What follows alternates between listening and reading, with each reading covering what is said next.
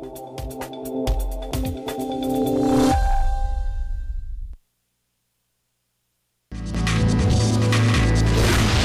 terceirizados são, em geral, trabalhadores que desfrutam de salários mais baixos, em condições de trabalho desfavoráveis. O consumidor ele tem o direito de reclamar, podendo optar pela devolução, pelo cumprimento obrigatório daquilo que foi ofertado ou abatimento proporcional no preço. A lei é clara, somente a Justiça Eleitoral tem o poder de decidir se uma publicação sobre política é legal ou ilegal e se o conteúdo é discriminatório ou ofensivo.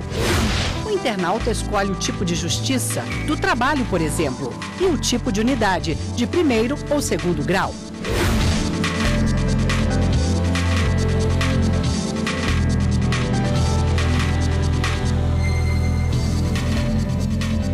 Olá, boa noite para você. Os ministros do Supremo retomaram hoje o julgamento sobre a terceirização de atividade fim. A repórter Carla Lucena acompanhou a sessão de hoje e ao vivo tem os detalhes para a gente. Boa noite, Carla.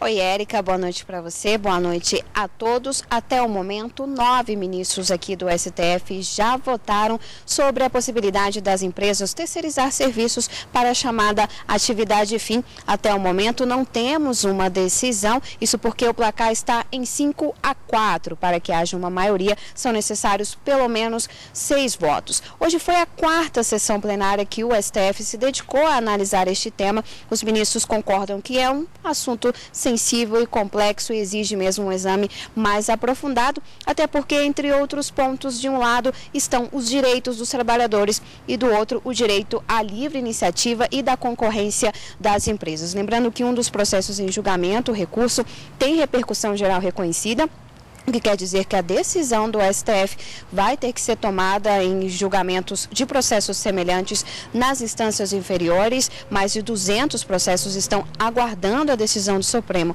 E na sessão de hoje, então, votaram os ministros Gilmar Mendes e Marco Aurélio, como vamos ver na reportagem.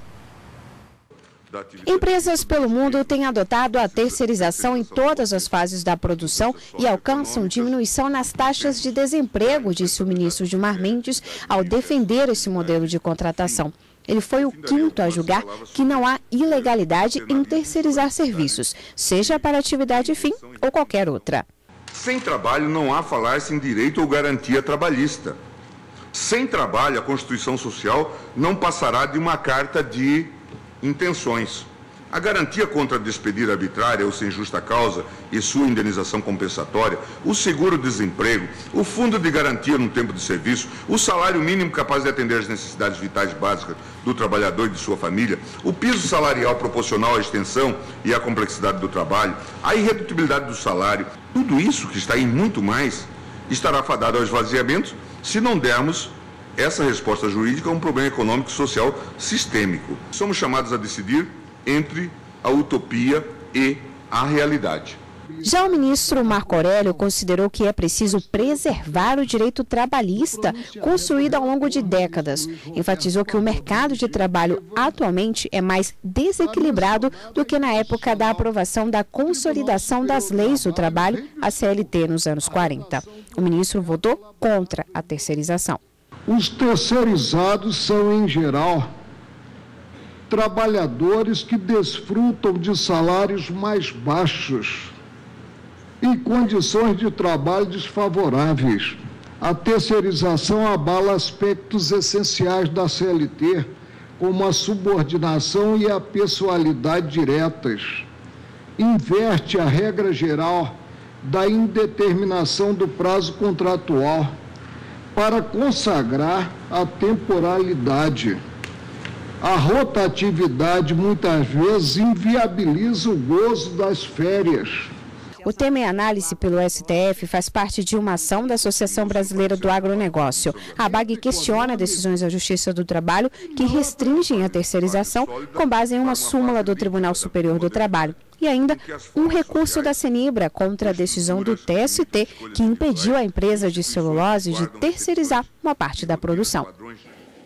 E a consultora jurídica da TV Justiça, Karina Zoccoloto, tem outros detalhes sobre a sessão. Boa noite, Karina. Boa noite, Érica. Tema complexo esse, né? A quarta sessão sobre o tema, inclusive, né? Exatamente, Érica. E votos bastante alongados dos ministros, já que o que se discute no Supremo Tribunal Federal, tanto nessa ação como nesse recurso extraordinário, trata-se de uma jurisprudência já consolidada há anos no Tribunal Superior do Trabalho e que se pretende, por meio dessa ação e desse recurso extraordinário, ver derrubada aqui no Supremo, ou seja, declarado inconstitucional esse entendimento e essa interpretação sobre a possibilidade ou não da terceirização dessa atividade fim. Se isso violaria ou não o princípio da livre iniciativa, o princípio da concorrência, que são previstos dentre os princípios da ordem econômica da Constituição, ou se a Constituição proíbe efetivamente dentro de uma interpretação no sentido de se proteger o trabalhador, que seria a parte mais fraca dentro de uma relação de trabalho. Então, as empresas podem ou não terceirizar essa atividade fim para tornar mais eficiente a sua produção,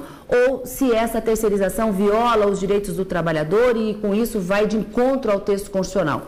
São essas discussões que estão sendo travadas no plenário do Supremo Tribunal Federal, como eu disse, votos bastante alongados. O ministro Luiz Fux é o relator do recurso extraordinário, o ministro Luiz Roberto Barroso da arguição de descumprimento de preceito fundamental.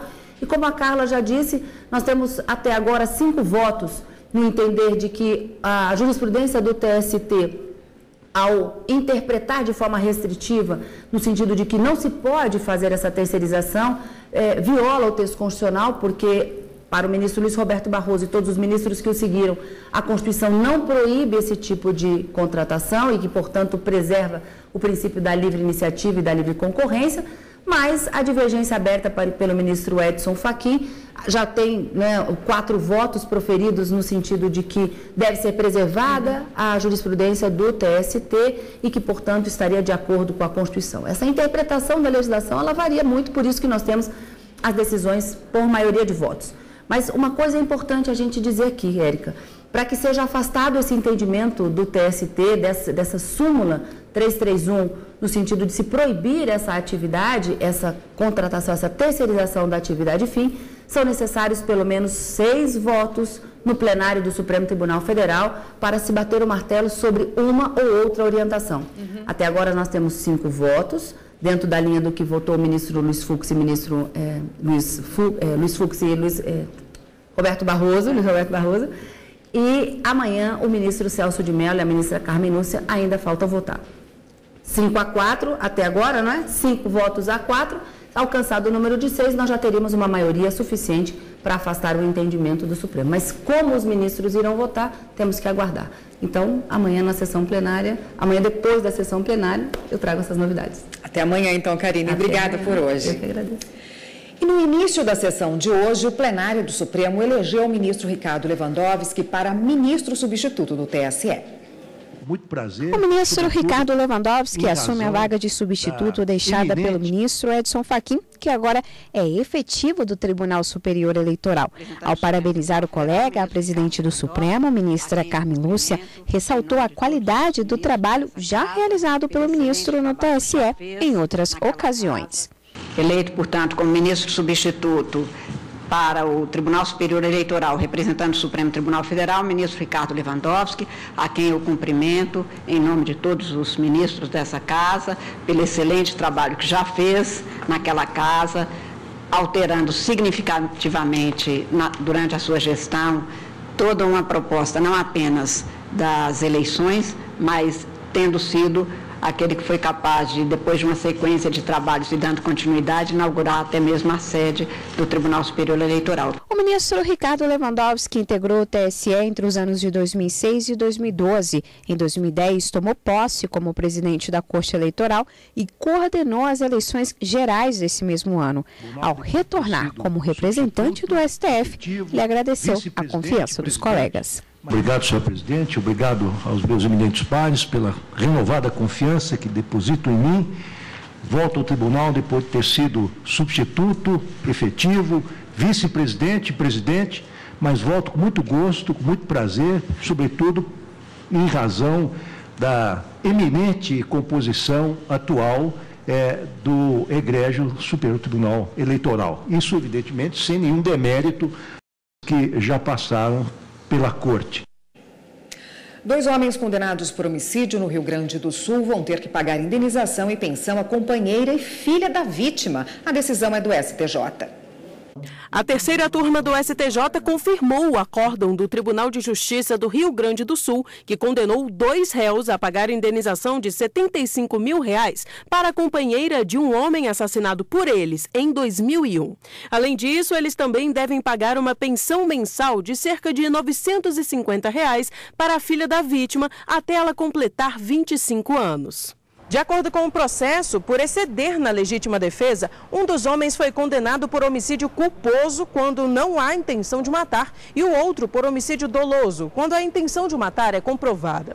No recurso apresentado aqui ao STJ, eles argumentaram que reconhecer a legítima defesa afastaria a responsabilidade de um deles. Além disso, pediram a redução do valor da pensão e para limitar o pagamento do benefício até a maioridade da filha, ou seja, quando completar 18 anos. Mas o relator, ministro Paulo de Tarso Sanseverino, negou o recurso e destacou que a condenação criminal torna certa a obrigação de indenizar. O magistrado afirmou ainda que, embora tenha agido em legítima defesa, o acusado passou a ser agressor quando excedeu na forma de se defender. Para o ministro, o crime justifica a prisão e a indenização por danos morais e materiais para a companheira e a filha da vítima, da forma como foi estipulada pela Justiça Gaúcha. E você vai ver daqui a pouco, justiça na palma da mão. O internauta escolhe o tipo de justiça do trabalho, por exemplo, e o tipo de unidade, de primeiro ou segundo grau.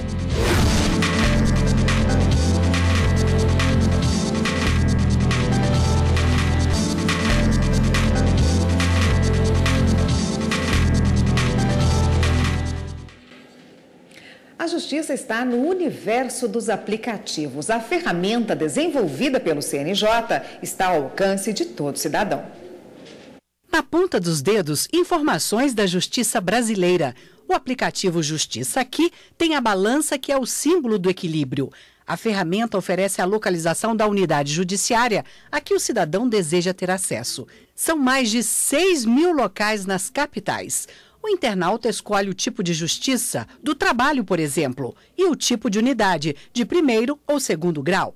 Aí aparecem as unidades. O cidadão pode saber, por exemplo, a quantidade de processos em tramitação e a média de ações que tramitaram durante um ano sem receber uma solução definitiva. Desde que começou a funcionar há 10 meses, o aplicativo vem sendo instalado, em média, em 170 aparelhos por dia. Segundo o CNJ, o Justiça Aqui também está em atividade nos Estados Unidos, Argentina, México, Moçambique e Paraguai. Mais do que ir às urnas e escolher o candidato, o papel do eleitor começa bem antes. Cabe a você se informar também e fiscalizar todo o processo. E esse direito está na palma das suas mãos. O aplicativo de celular é o canal para denunciar irregularidades. O aplicativo desenvolvido pelo Tribunal Superior Eleitoral permite a fiscalização em qualquer esquina, desde que o eleitor ou a eleitora tenha olhos e ouvidos atentos. É uma oportunidade para que os cidadãos participem daquilo que o Tribunal Superior Eleitoral decidiu, né? Que é errado, que não deve ser feito. Tem candidatos que só prestam para sujar a rua mesmo. Fazer bagunça, baderna, porque acho que para ganhar voto não precisa de fazer isso. O Pardal pode ser baixado gratuitamente nas lojas virtuais da Google e da Apple. É leve, fácil de usar, permite anexar arquivos de áudio, foto e vídeo. Inclusive tem um atalho para abrir a câmera do dispositivo no momento exato em que é feita a denúncia. O Ministério Público analisa a pertinência nisso, havendo realmente características de um crime, isso é enviado para a Justiça Eleitoral e se torna um processo que vai ser julgado. O smartphone, ele é um objeto presente no dia a dia do cidadão, seja do jovem, seja do mais idoso. E a gente tem que lembrar que a pessoa idosa, ela é tradicionalmente mais atenta às questões de cumprimento de regras, de observar se estão sendo ou não seguidas, ou seja, nós temos a chance aí de ter um grande movimento para tentar melhorar a campanha no Brasil, evitando os malfeitos. O Tribunal Regional Eleitoral do Espírito Santo criou o Pardal para as eleições de 2014. O TSE assumiu o desenvolvimento do aplicativo em 2016, quando recebeu mais de 90 mil denúncias contra candidatos. As novidades para 2018 incluem a possibilidade de denunciar também partidos e coligações. A pessoa, diante de uma ilegalidade, ela se identifica pelo seu CPF, pelo seu nome, registra e encaminha. Agora, ele pode, no próprio aplicativo, colocar a opção para que o seu nome não seja divulgável. O Pardal está apto a receber denúncias de compra de votos, uso da máquina pública, crimes eleitorais e propagandas irregulares. Você está em dúvida sobre o que pode e o que não pode em propaganda eleitoral? A resposta está no ícone Orientações, dentro do próprio Pardal. Na televisão ou na campanha do rádio e da TV, a justiça já fiscaliza muito. Então, nós precisamos do eleitor na rua, porque não dá para eu ter um juiz eleitoral, um membro do Ministério Público Eleitoral em cada esquina. Esse papel cabe ao cidadão. O Ministério Público Federal, em Goiás, quer impedir que Facebook, WhatsApp, Twitter e YouTube imponham limites por conta própria à divulgação de informações de natureza política nas redes. Uma representação foi encaminhada à PGR para que a Justiça Eleitoral desbloqueie comunicações de candidatos, partidos políticos, coligações e apoiadores. Você acha justo que os administradores dos aplicativos de redes sociais decidam sobre o que você pode ou não publicar na internet? Eu discordo totalmente, porque eu acho que isso fere o direito de expressão da pessoa, né? Cada um tem o direito de falar o que quiser, de expressar, né, a sua opinião política, e eu acho que não faz sentido o Facebook estar fazendo isso. O Ministério Público Federal em Goiás também não concorda com esse tipo de atitude e fez uma representação contra o Facebook, WhatsApp, YouTube e Twitter para impedir que eles controlem por conta própria publicações sobre as eleições no Brasil. Denúncias recebidas pelo MPF apontam que os usuários dessas redes estão tendo comentários e publicações sobre política apagados de forma indiscriminada. A lei é clara, somente a Justiça Eleitoral tem o poder de decidir se uma publicação sobre política é legal ou ilegal e se o conteúdo é discriminatório ou ofensivo. Vale lembrar que qualquer cidadão pode denunciar ao Ministério Público Federal ações como esta. Basta procurar uma das unidades regionais. A apreensão de mercadoria como forma de quitar impostos foi parar na Justiça. O Tribunal Regional Federal da Primeira Região, em Brasília, decidiu que não é possível fazer essa substituição e esse entendimento segue a jurisprudência do Supremo e serve de alerta para quem importa, exporta ou circula com produtos com a documentação irregular ou incompleta. Esta empresa, no Distrito Federal, cuida da contabilidade de dezenas de clientes, médios e grandes, inclusive importadores. E uma das principais preocupações é justamente o controle de mercadorias. O contador Ronaldo de Jesus Souza Mendes, que é um dos coordenadores do escritório, explica que os empresários são orientados a manter a documentação em dia. Tudo para evitar problemas com a fiscalização. Toda operação de venda de mercadoria tem que estar acompanhada do documento, a nota fiscal eletrônica, que é o documento principal que acompanha a mercadoria. E segundo, o outro documento que é o CTR, que é um documento de transporte da mercadoria. Esses documentos têm que estar acompanhados de quem vai transportar a mercadoria. E quando o caso é de dívida tributária, não é possível reter mercadorias para pagamento de débitos, sem que antes ocorra a instauração de um processo administrativo ou judicial. Em decisão recente, a 7ª turma aqui do Tribunal Regional Federal da Primeira Região ordenou que a Fazenda Nacional libere produtos que ficaram retidos por suposto superfaturamento. O caso foi relatado pela desembargadora federal Ângela Catão, que foi seguida à unanimidade pelos demais magistrados da turma no posicionamento contra a retenção das mercadorias. Posicionamento que, inclusive, já havia sido adotado pela primeira instância. Foi aplicada a súmula número 323 do Supremo Tribunal Federal, segundo a qual é inadmissível a apreensão de mercadorias como meio coercitivo para pagamento de tributos. Ainda de acordo com a decisão do TRF, só é admissível a retenção das mercadorias em infrações punidas com a pena de perdimento de bens. Se o Estado entender que você, através das suas operações, suprimiu tributo, o dever do Estado é instaurar um processo administrativo, lavrar um auto de infração com os valores dos tributos devidos e, a partir daí, notificar o contribuinte. a mercadoria dele tem que ser liberada, né? Ela não pode ficar condicionada ao pagamento da guia de recolhimento, porque aí você estaria interferindo ou na atividade empresarial, se for pessoa jurídica, ou na propriedade da pessoa física, que é uma garantia fundamental do artigo 5º da Constituição.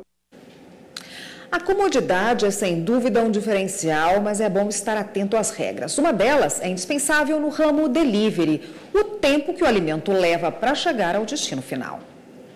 Na correria do dia a dia, comodidade e praticidade chamam a atenção. Para mim é uma boa opção, porque a gente quer ficar mais tranquilo em casa e favorece muito, né? Hoje em dia a gente vive num lugar que tudo é perigoso, né? Então, para nossa própria segurança, é melhor a gente receber os produtos em casa, principalmente à noite, uma pizza quando você quer pedir no domingo com a família. Já que os clientes querem, as empresas têm investido no serviço de entrega, também conhecido como delivery. Hoje, 71% dos bares e restaurantes de todo o Brasil levam os pedidos no trabalho ou na casa do consumidor, segundo o levantamento do Sebrae. E não é só o cliente que sai satisfeito. No ano passado, os empresários que trabalham com delivery lucraram 10 bilhões de reais. Os dados são da Associação Brasileira de Bares e Restaurantes, a Abrasel. Um desses restaurantes fica em Brasília. O local é especializado em sanduíches, tem um ambiente aconchegante e ainda oferece um quê a mais, serviço de garçom para o consumidor. Mas os clientes gostam mesmo é de receber a comida em casa. Quando sai o nosso pedido lá embaixo, já sai direto na comanda, aí nosso chapa tá lá embaixo, já faz todo o procedimento certinho, uns 10, 15 minutos já sobe, já embaladinho, ele só sobe, a gente confirma, lê na comanda tudo que tem, só confirma e manda pro boy. Agilidade e qualidade totalmente ali. Mas às vezes nem tudo sai como planejado e atrasos e erros nas entregas acontecem. Nesses casos, o que vocês costumam fazer aqui, Daniela? Bom, o nosso interesse é satisfazer o cliente. Se for uma coisa que a gente consegue trocar na hora, a gente já imediatamente reprepara o lanche ou o adicional que está faltando e já manda imediatamente. Então é bem tranquilo nesse sentido, já chega na casa do cliente rapidinho. Se for uma coisa que ele às vezes já consumiu o lanche, ou uma coisa que ele não quer esperar, uma situação em que ele não quer esperar, a gente pega e oferece um desconto para ele na próxima entrega, ou então manda um brinde, alguma coisa que vai fazer com que ele se sinta de fato privilegiado, que ele se sinta satisfeito. O procedimento é esse mesmo, segundo este especialista em direito do consumidor. Como o consumidor ele não pega o produto em mãos, ele não vê o produto antes de decidir pela compra, ou seja, se ele decidiu pela compra com base na oferta, com base na informação, no material informativo, ele tomou aquela decisão e o produto vem em desconformidade por qualquer característica, quantidade, qualidade, enfim. O consumidor ele tem o direito de reclamar, podendo optar pela devolução, pelo cumprimento obrigatório daquilo que foi ofertado ou abatimento proporcional no preço, e aí vai do critério do consumidor. E você vai ver a seguir no Jornal da Justiça, no Espírito Santo, indenização por dano moral à sociedade. Os custos estimados com a operação e o ressarcimento por dano moral coletivo chegam a 50 milhões de reais.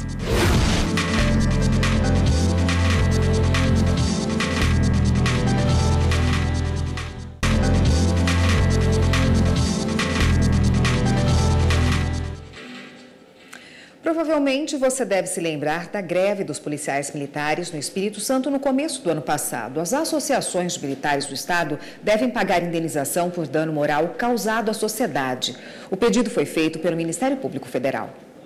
Na ação civil pública, o MPF pede a condenação de todas as associações de militares do Espírito Santo por causa da mobilização e da manutenção de tropas das Forças Armadas para garantir a ordem pública no Estado em razão da greve de policiais militares em fevereiro do ano passado, quando as associações usaram a estratégia de manter a presença de familiares dos grevistas em frente aos portões das unidades de polícia, supostamente pedindo a saída das viaturas. Os custos estimados com a operação e o ressarcimento por dano moral coletivo chegam a 50 milhões de reais. 2 livros sobre direito tributário foram lançados na biblioteca do STF em Brasília. Os detalhes com a repórter Viviane Novaes.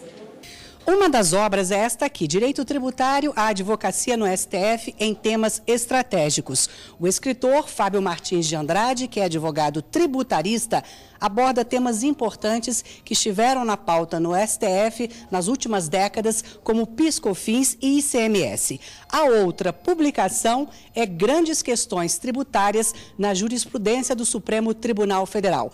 O autor também é Fábio Martins de Andrade e ele fez esse livro a partir de 63 artigos que abordam temas importantes nesta área, o direito tributário, na última década. Hora de dar um giro na rede e conferir as últimas notícias.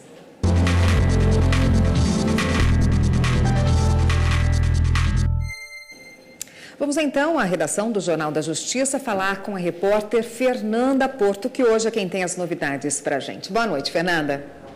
Boa noite, Érica. Boa noite a todos que nos acompanham. A gente começa o giro falando que o Conselho Monetário Nacional mudou as regras para a portabilidade salarial. O prazo para os bancos fazerem o procedimento passou de 5 para 10 dias úteis.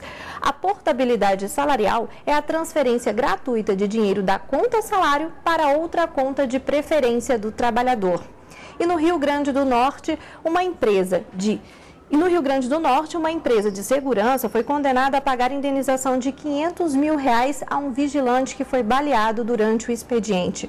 O homem, que foi atingido com 6 tiros, também vai receber pensão vitalícia.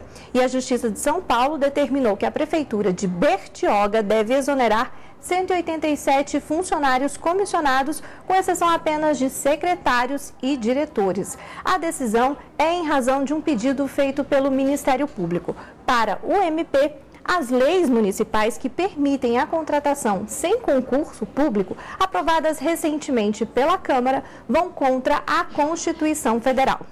O giro fica por aqui. Você em casa, para rever nossas reportagens, é só acessar nosso canal no YouTube, TV Justiça Oficial. Eu volto com você, Érica. Obrigada, Fernanda. E o Jornal da Justiça, segunda edição, fica por aqui. Uma boa noite para você. A gente se vê novamente amanhã. Até lá.